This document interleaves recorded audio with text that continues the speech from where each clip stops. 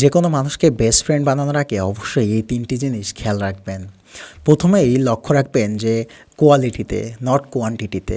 কারণ এমনটা নয় যে এটা গুরুত্বপূর্ণ নয় যে আপনার জীবনে অনেক বন্ধু থাকা লাগবে বা অনেক মানুষের সাথে আপনার পরিচিত থাকা লাগবে।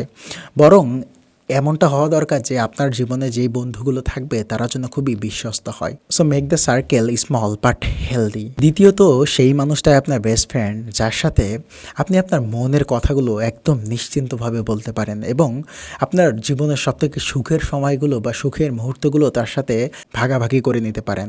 সেই সাথে আপনার জীবনের সব দুঃখের ঘটনাগুলো বা দুঃখের অধ্যায়গুলোও যেন তার সাথে ভাগাভাগি করে নিতে পারেন।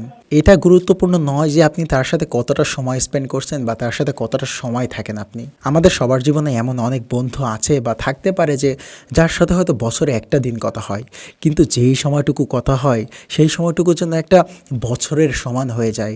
তার সাথে আপনি একদম নিজের মনের কথাগুলো খুব নিশ্চিন্তভাবে বলতে পারেন।